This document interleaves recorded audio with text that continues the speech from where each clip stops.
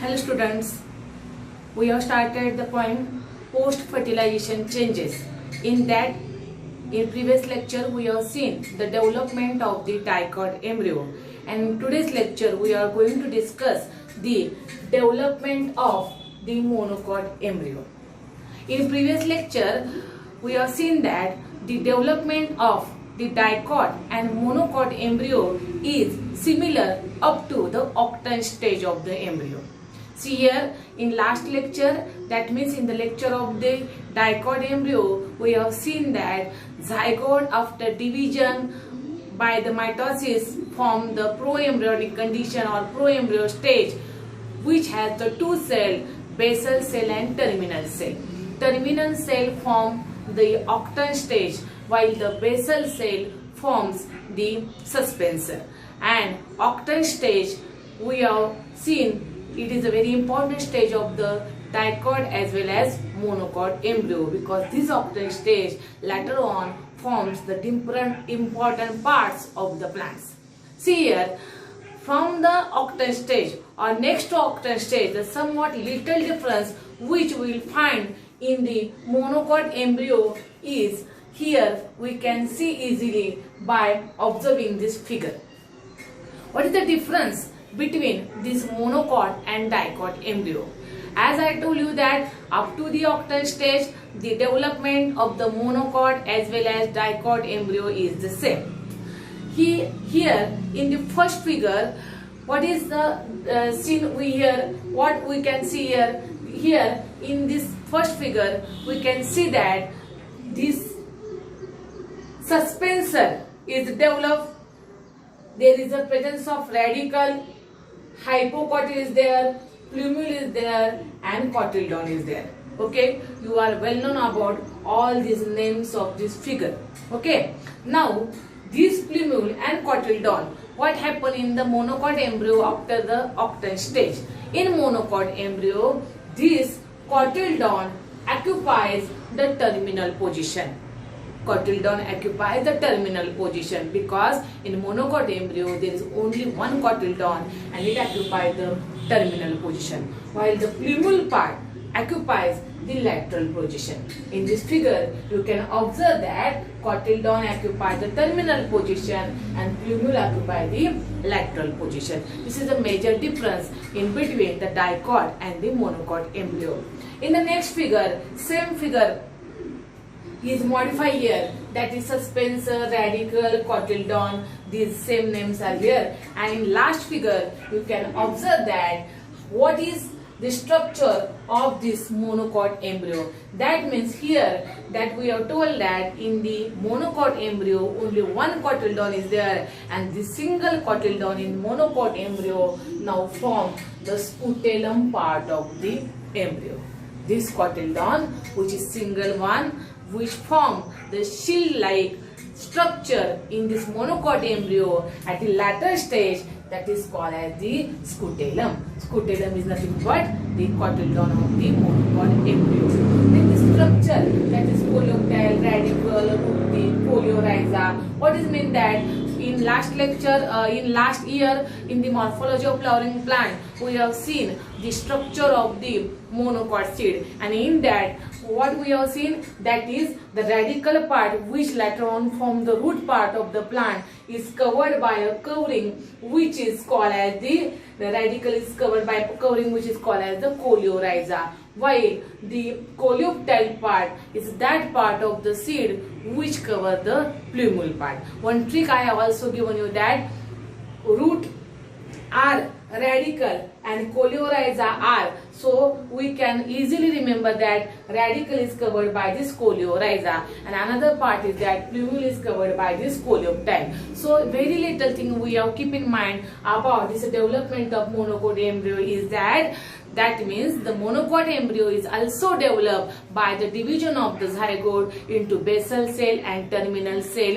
Then we have seen that the terminal cell then going to form the octant stage, while basal cell going to form the suspensor. This suspensor always push the that embryo toward the endosperm. Then after the formation of octant stage, what happen in that octant stage? That in that octant stage only one cotyledon get developed, which occupies the terminal position in the embryo, while the plumule part occupies lateral position in the embryo. This is the whole structure of this monocot embryo.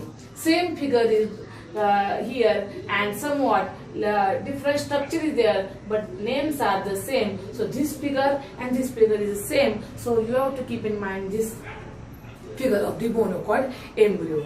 Then what happened? This is the last structure of this monocot embryo, and here we have seen that the cotyledon is nothing but the scutellum part of the monocot embryo.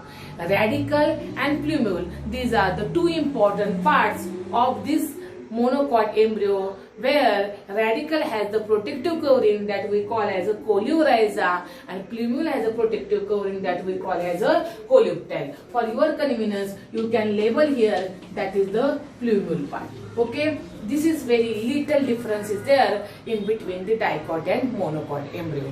Okay, now after the development of the monocot embryo, we are going to study the development of the seed and fruit.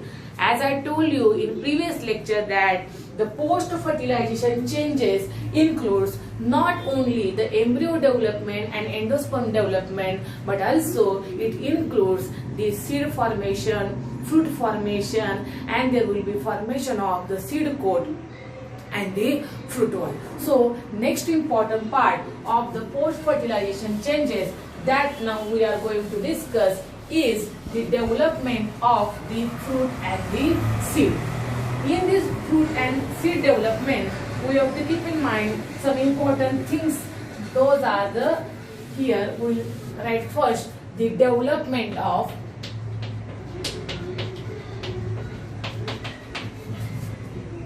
fruit and seed. Okay, see here, this fruit and seed are the post-fertilization changes which are found in the plant body. You know that flower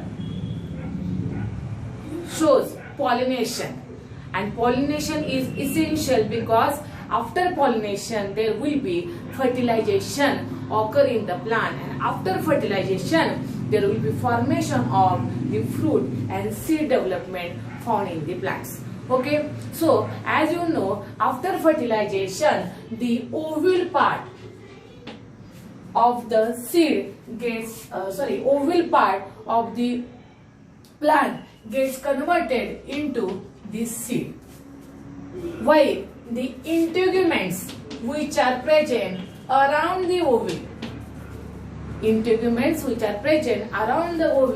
gets converted into seed coat. Now there are two seed coat. If we see the figure of any seed, okay, so the outer coat of the seed is called as the testa, which is hard, thick, tough one, and the inner coat of the seed is called as the tegma. Okay, outer testa and inner tegma. That means this integument which surround the ovule gets converted after fertilization into the seed coat, that is the outer testa and inner tegma. As we have seen that most of the ovule has two integument, so we call it as a bitegmic ovule. So outer integument of the seed, or we call as a outer integument of the ovule, form the testa, while inner integument of the ovule form the tegma. And the ovary, which is the important part of the ovule, gets converted into fruit and fruit wall. Okay, see here which changes occur after fertilization in plant. ovule of the plant or ovule of the carpel or ovule of the pistil gets converted into seed. Around the ovule there are integument present. These integument form the seed coat of the seed. Outer integument form the testa, which is the outer seed coat of the seed. Inner integument form the tegma, which is the inner coat of the seed. Ovary, which is present inside the ovule of the carpel, or we call as the ovary, which include inside the ovule. That means ovary is the outside part, and inside the ovary there is present ovule.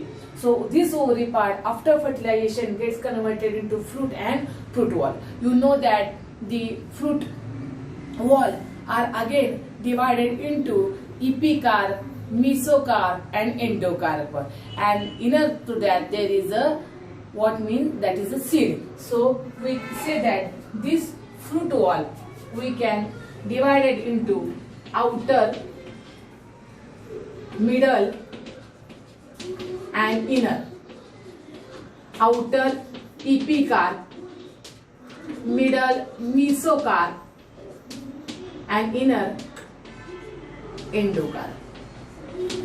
Not we can see in all fruits these three layers, but only in some fleshy fruits like the mango or in some other fleshy fruits we can observe such a type of the fruit walls can be present in that particular fruit. So we are going to study the development of the fruit and seed, and in that we have seen that which part of the carpel going to form which different parts of the plant, which we call as a post fertilization changes. So we'll see that seeds are again of two types, dicot seed and monocot seed. We classify this seed into dicot and monocot according to the presence of cotyledon in it.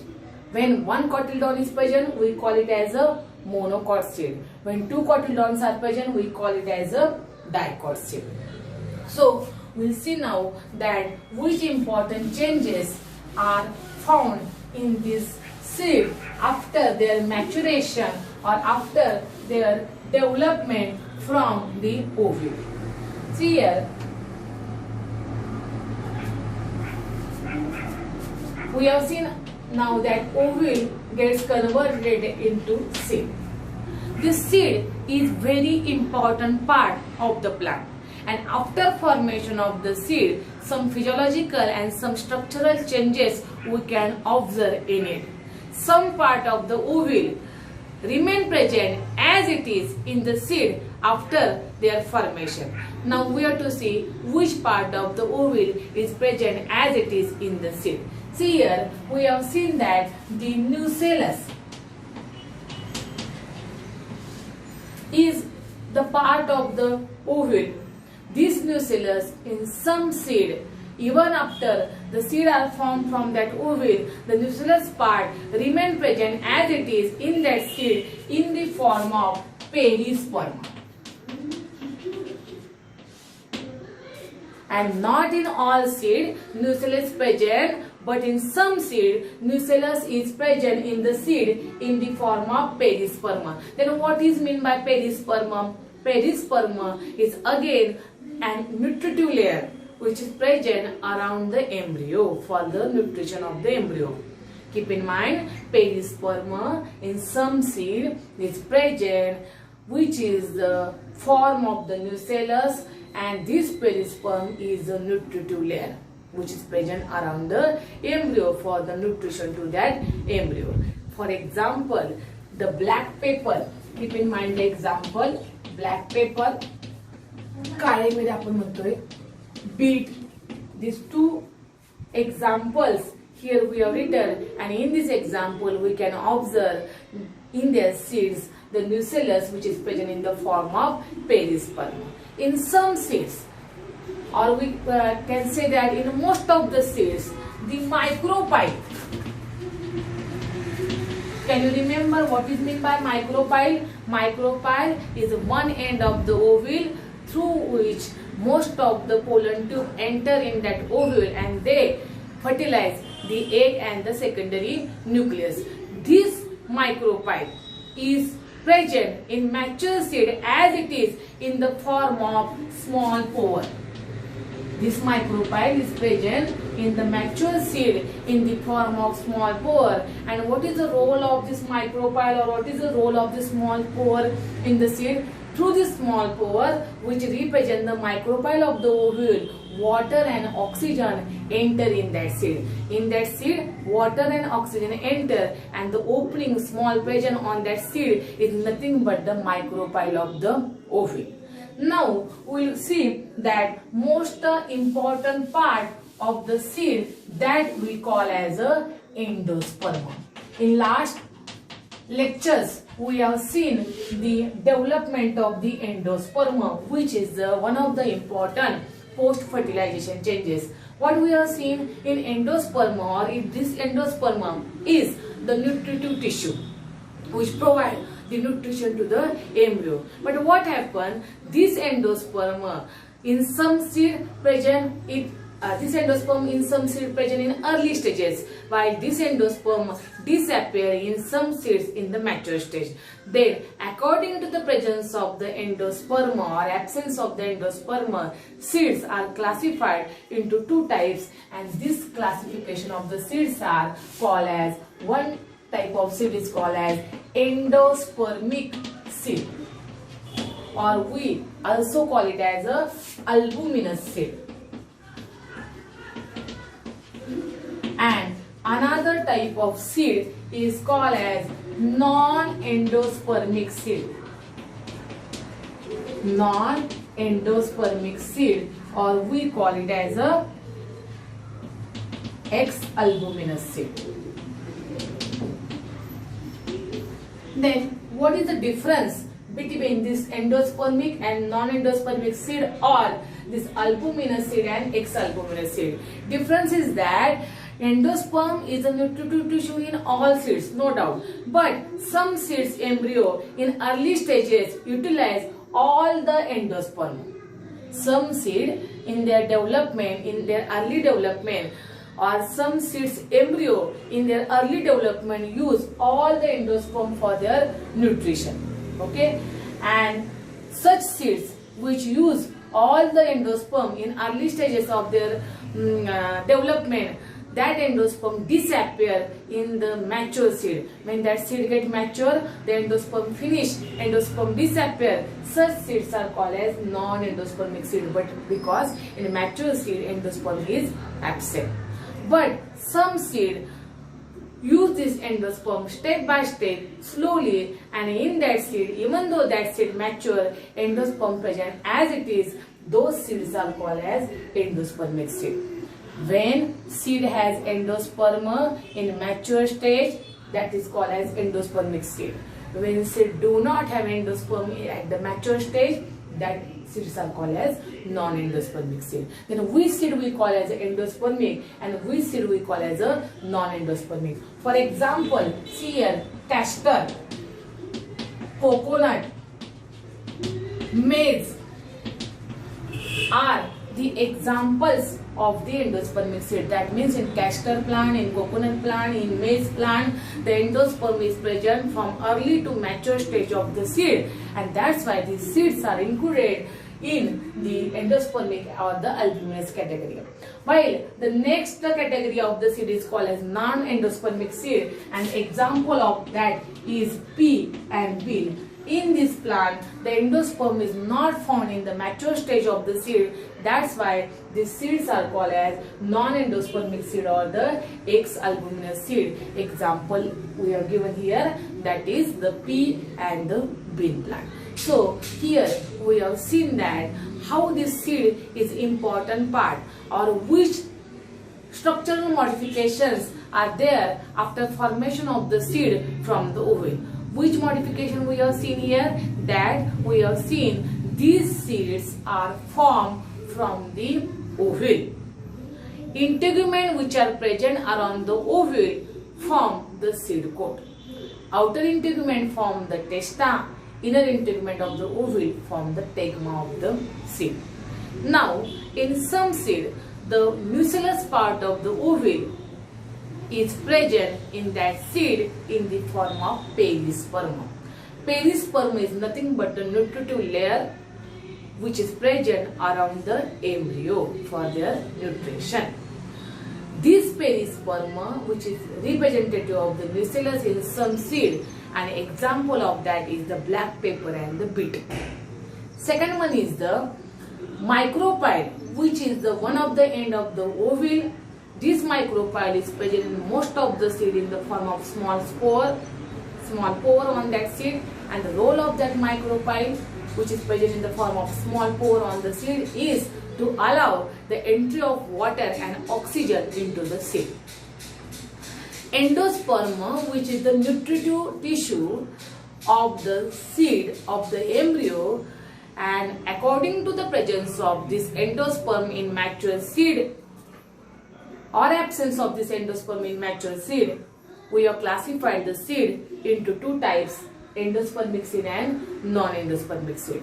When endosperm present in the mature seed, that seeds are called as endospermic seed or the albuminous seed. When the endosperm is absent in mature seed, that seeds are called as non-endospermic seed or the exalbuminous seed. Endospermic seed examples included here are castor, coconut and maize, while non-endospermic seed example included in it is the pea and the beans. Here we have shown the two diagrams. One diagram is the dicot seed and another diagram is the monocot seed. You are familiar with both of these diagrams because we have seen it in the morphology of flowering plant. But here we have drawn these two diagrams here only because of they are not asking for you for description, but you have to draw this diagram in the board exam. That there is always question that draw the diagram of the dicot seed and then draw the diagram of the monocot seed. So here we have drawn these two figures. In the dicot seed, the example given is here beans. In the bean plant or in the pea plant, number of examples are there. We show the dicot seed. In the dicot seed, we can observe that the labeling of this dicot seed is epicotyl, hypocotyl. Epicotyl and hypocotyl, these are the two important parts of the dicot seed. Then radical part, which later on form the root of the plant. Cotyledon, here we can observe that the two cotyledons are there. That's why we have given we have represented as a dicot seed. Then here is the seed coat. This is the diagram of the dicot embryo. Here there is a diagram of the monocot embryo. In monocot embryo, majority of the part is occupied by this endosperma. Then here you can easily observe that the covering of the plumule and covering of the radicle. What is meant by the covering of the plumule and covering of the radicle? See here you can observe easily that this is the scutellum. Scutellum is, just I have told you that scutellum is the shield-shaped single cotyledon of the monocot embryo. So keep in mind, scutellum is nothing but it is the cotyledon of the monocot embryo or monocot seed. This scutellum, which here we have shown, it is a cotyledon part of the monocot seed. This scutellum has the coleoptile, which is the covering of the plumule. This scutellum also has coleorhiza, which is the covering of the radicle. There is always question asked that what is the covering of the radicle? We have to say that the radicle is always covered by the coleorhiza. What is the covering of the plumule? Plumule is always covered by the coleoptile. And last time I have given you the trick that radicle R and coleorhiza R, we can easily remember that radicle is covered by coleorhiza and plumule is covered by coleoptile. Okay, so these two diagrams are us for the exam. For its drawing, we have to draw this both of diagram for the exam point of view. Okay, now last part of this fruit and seed development is their significance. Then which are the significance of the seed and the fruit? Why they are present in the plant? So the significance of this seed and fruit is that this seed and fruit is very essential part of the plant, and in that we have to see the significance of fruit and seed. Now, see here, first significance is that this fruit provide protection to the immature seed. First significance is that fruit provide protection to seed in immature stage. That means when seed is in the immature stage, seed is not developed properly. At that stage, the seed has given the special protection by the fruit. Second significance is that fruit gives nourishment or nutrient. Fruit gives nutrition to seed. This fruit gives special type of nutrition or nourishment to the seed. Third mean is that seed is very important part or important propagating organ of the plant. What is mean by propagative organ? Propagative organ means that this seed later on germinate and develop into the new plant, that is called as the propagative organ of the plant. And last, fourth significance, that these fruits and seed have special devices for their dispersal. Seed and fruit has some special devices. They have their own structure due to which these fruits and seed can disperse from one place to another place, and they develop their new species. That is the significance. This is the significance of this fruit and seed. So fruit and seed development is one of the important change which we call as a post fertilization change.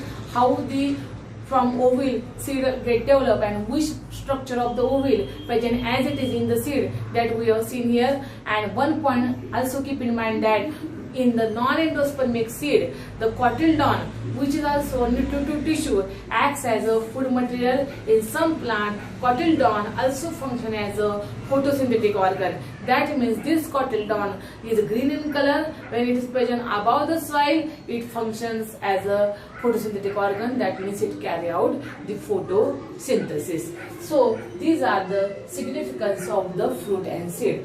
One more thing which is related to the seed is the dormancy of the seed. Then what is meant by dormancy? So another important part which is related to the seed is the dormancy of seed. Dormancy means what?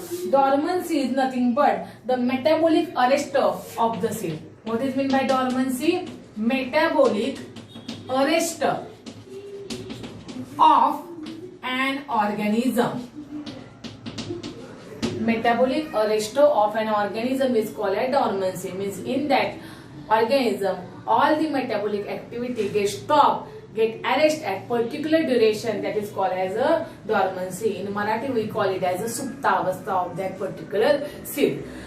Why dormancy occurs in the plant? When the environmental conditions are not proper, then at that time, to survive in that adverse environmental condition, that seed shows the dormancy period. Then what is meant by environmental condition? If suitable temperature, suitable water condition, suitable pressure, suitable oxygen is not available to particular that seed, then that seed shows the dormancy period. At dormancy period, all the activity of that seed get arrested, and that seed do not show any physiological condition. After the completion of the dormancy period, that means when the favorable environmental condition get occur there, then and then only dormancy period of that seed gets completed, and that seed can germinate and produce the new plant. So dormancy is a very important phase of the plant seed. Not all seeds show the dormant condition, but few seeds of the few plant